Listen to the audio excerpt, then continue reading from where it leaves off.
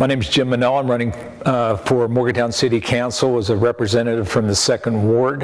I'm a lifelong resident of Morgantown. Went to all the grade schools here, junior high, high school. I attended Potomac State College and West Virginia University. I was a third-generation businessman for 25 years here in Morgantown. My grandfather started the Army store in 1922. I have served on City Council in the past, serving 3 terms from 2001 to 2007. My interest in running this time, I've had numerous people that have come forward and they asked me to run. Basically, pretty much they feel like there needs to be someone representing the city that has pretty much of a business background. And I actually also enjoyed the time that I'd served, the 7 years that I did serve on council. It's very enjoyable and it's very fulfilling. Talking a little bit about the city budget, our city budget since 2007 has been pretty much flat. We are in a recession right now. There's not a lot of good things going on at this moment, especially a lot of stuff going on around the world in the Middle East and Japan. And this is the time that the city of Morgantown really needs to be frugal with their money. They need to, the city needs to concentrate on their core basics. They need to concentrate on paving the streets is very important. This is pothole season, and I know everywhere I drive around the city now, I'm dodging them all over the place. The city relies on mainly their revenues. 50% of the revenues come from the B&O tax here in the city. Right now, that is flat. I think there's ways that you can promote and increase that, and it's very important. A couple areas is the development of the airport. We have the National Guard Armory that's going to be going in over there in the new access road. There'll be a business incubator of about 40 acres that we'll try to develop in that area. What happens there is, with those businesses that go in, every business that goes in over there, you get property tax, you get B&O tax, and you also get B&O construction tax. So it's very important that the city is on board with that. Also, another area that I think that we can look at to increase our revenue is to promote high-density, good-quality student housing in the areas that are allowed in downtown Morgantown. That actually, there's a lot of areas where that would help. And also, again, you've got property tax, B&O tax, and B&O construction tax. It would definitely help our tax base in that area. Also, in this, the high-density student housing, and it's not something that's going to happen overnight. It would help the urban sprawl. It would help the neighborhoods out. And what it would do is it would bring the students back into town. They would be able to walk to class. They could take the other alternative transportation. And in the long run, that really would help on the traffic congestion we have here in downtown Morgantown. The vote by mail initiative taken this year by City Council. I applaud City Council for trying to find ways to try to get more people to get out to vote. I think it's a good idea to try that. And then I think Council has been pushing basically 2 things. One is it's going to get more people to vote, and it's going to cost the city less money. Well, I've done some research on this, and it will not cost the city less money. In fact, it will end up costing the city more money. I think that there are different ideas that the city could have tried that would have been more conservative. This idea, my understanding, vote by mail, came from Oregon. Now, we're Morgantown, West Virginia. We're not Oregon. And I think some of the things that we could have initiated or tried, or at least to talk about, would have been maybe to change the date to the West Virginia primary. I know I talked with the county clerk, and she would have been on board on that. They're actually they get about 25% turnout on average for their voter turnout. It would cost the city less. It would cost the city not less, but half of what they are paying now.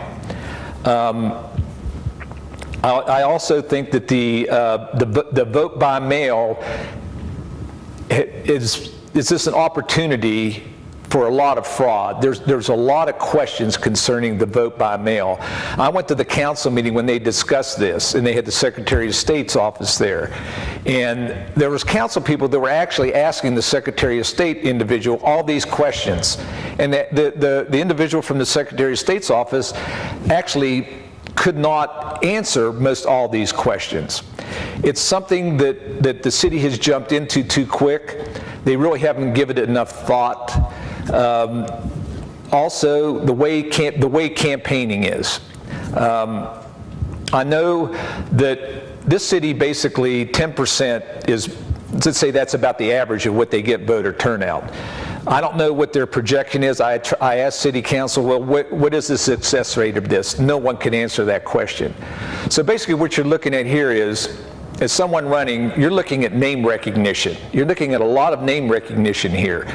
So candidates that are running are going to try to raise more money, because that's what's going to get them name recognition, to advertise on the radio, in the newspaper, mailings, etc., just to get their name out there. Most of the people for the name that are the name recognition people are basically just going to vote for the name that they remember when they go to when they get their ballot in the mail, excuse me. It's not, you don't go to the polls anymore with this. And they're just going to remember a name and check it. They're probably not going to know much about the city issues. Think about the 10% of the people that have always voted in the past. Those are the people that pay attention. Those are the people that know what goes on in this city, and those are the people that know that what needs to be done. On the town and gown relationship, it needs to be a 50-50 street. And the 7 years that I served, I felt kind of left out. Again, I'm a lifelong resident of Morgantown, and serving on council in those years, I just never really saw a 50-50 thing going on between the town and the university. I guess what kind of upsets me the most, there's a lot of stuff that the university does. It seemed like it just popped up right away in front of council. I'll give you a couple examples. One would be the daycare center, which is needed. The daycare center went in and out of Krebs Park. The city council didn't know anything at all about that. It went in. The people in the neighborhood really didn't like it. It seemed like it was a done deal before it even got to city council. And another deal that happened was that we had built a new fire station over near WVU, near Ruby Memorial Hospital. And actually, that benefits the hospital a lot. And the university gave us a little piece of property, and the county gave us a little piece of property, and we put in a first-class fire station out in that area, which definitely was needed.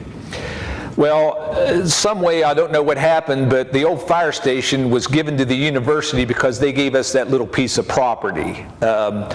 Personally, myself, I think that was an administrative thing that was done, and I still don't understand what happened there, but I know that the people in the Wiles Hill area are very upset about that. That was sprung on us, we didn't know. It needs to be a 50-50 street. We need to be more involved with WVU's planning. We need to know what's going on. Every time they buy a piece of property, they say they don't know what they're going to do with it. Well, that's kind of hard to believe. I think they have a plan. And also, every time the university buys a piece of property, it takes away from our tax base, because the university is state exempt from paying any type of property tax or B&O tax. Right now, I think that there needs to be a separation. I think that we need to get along, but there definitely needs to be a line drawn there. It needs to be a 50-50 deal. Part of my platform is I want to make sure that this city is fiscally sound. Right now, we are going through kind of a recession. I'm pretty sure that we will come out of this. I think that we almost were coming out of it, but the situations that are happening in the Middle East and Japan right now probably has set us back a little bit. I just want to make sure that this city is frugal with their dollars. Again, the budget's been flat since '07. We've got to watch what we're doing with it. We got to watch increasing the payroll, hiring new people. We've got to pay attention and just be frugal. And being a businessman for 25 years, I think that I can bring that to City Council, and hopefully you'll elect me in this upcoming vote by mail. Now don't forget, the days to vote you'll have are April 9th to April 26th. Be sure that you don't throw your ballot away, you don't look at it as junk mail. This is your ballot, and mail it in. Thank you.